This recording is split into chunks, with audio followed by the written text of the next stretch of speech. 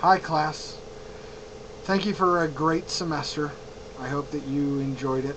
I certainly learned a lot, not just about teaching and teaching online, but also about fundraising. A lot of you brought a lot of interesting ideas and experiences that surprised me and educated me quite a lot.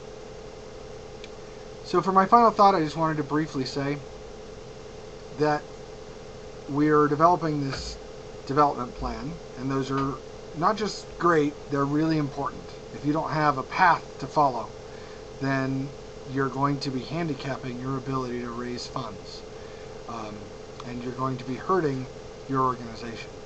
So having a clear development plan in place and attempting to follow it and following it is really, really important. However, there will come a day when it's apparent that this plan just doesn't work. Either you made too much money or too little money, or some plan, some idea that you had, some strategy is backfiring in such a way that beneficiaries are upset or donors are upset. And it's really key to be able to take this plan and treat it like a document that is constantly evolving. Edit it regularly and revisit it at least once a year.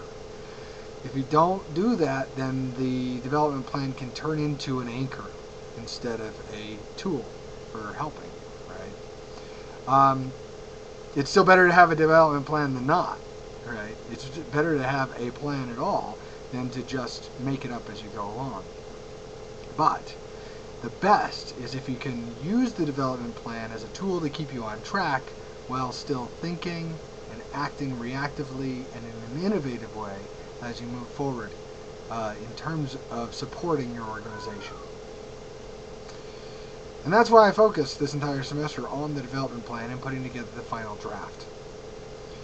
And for the final draft, I want you to do, well, 4 things really. One is take all my comments that I gave you and incorporate them. Don't just ignore the comments that I put on the previous editions. Those comments are important, and you may disagree or not agree or agree with some of them, but just treat me like your manager here. These aren't suggestions, right? They are what the manager wants to see. If you go out into the field and you're like, no, you know what, Nuri, Mr. Heckler was completely wrong, and I'm not going to use that particular piece of advice, great. But for this class and for this final draft, look at my comments and make the changes that I suggest. Number 2, I need you to justify the amounts that you put on each strategy. And I did this last on purpose. I wanted you to think through the strategies first before you justify those amounts. You start off by thinking how much you want to earn from each strategy, and you end up by justifying the amount that you intend to earn from each strategy.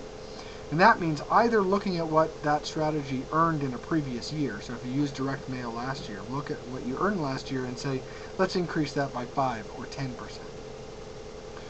And I wouldn't try and increase all 5 strategies. Just increase one strategy by 5% or 10% at first. Leave the others just remain constant so you can focus on 1 or 2 strategies and try and increase them in the next year. The rest of them just maintain. Just have a good solid platform and maintain the amounts that are coming in. On the other hand, if it's a new strategy, you need to think more creatively.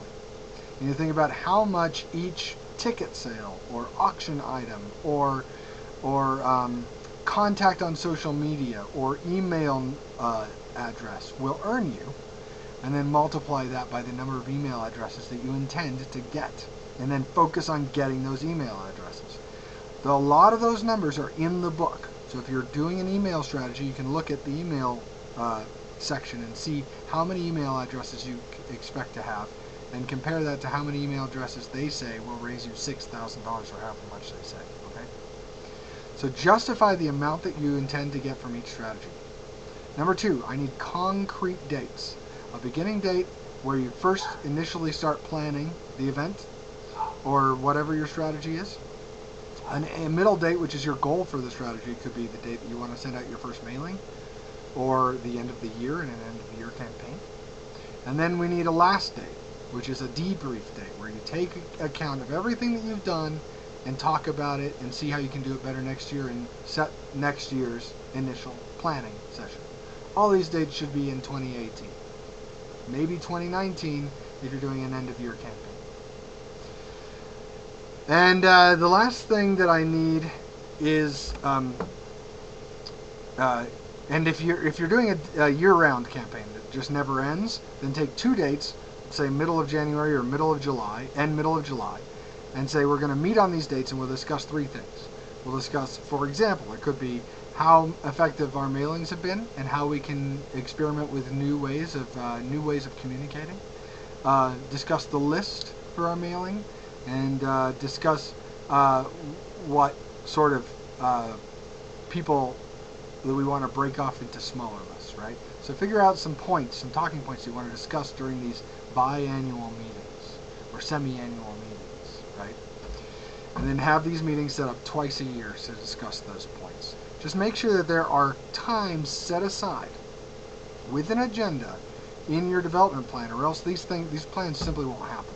If you don't have a time set aside when you're going to meet and start and initiate these actual things, they just won't happen. There needs to be a plan to meet and start the process. The last thing that you need to incorporate into these plans is the formatting. You need to use the formatting that I suggest in the syllabus in order to get full and complete points. So it needs to be 10 to 12 point font. It needs to be a standard font like New Times Roman or Arial. It needs to have it needs to be double spaced. It needs to be 7 to 10 pages. And that means that some of you are going to have to cut, some of you are going to have to add. The 7 to 10 pages does not include a cover page, so you can have a nice, pretty cover page that makes everyone want to read it more, including your professor. And that's it. Then you turn that in on December 16th, which is Saturday night. That's the last day I can accept it because I have to start turning in grades on the 18th. So Saturday night. If you're late, I can accept it for 24 hours via my email box. All right, so make sure you have my email. And you will, of course, get 10% off of that grade, whatever you get. So turn in your final paper, and that's it. If you have any questions for me, please feel free to ask. Keep my email address. I'm going to be here at CU Denver for another 1.5 years, at least. So, keep my email address and ask me any questions that you may have.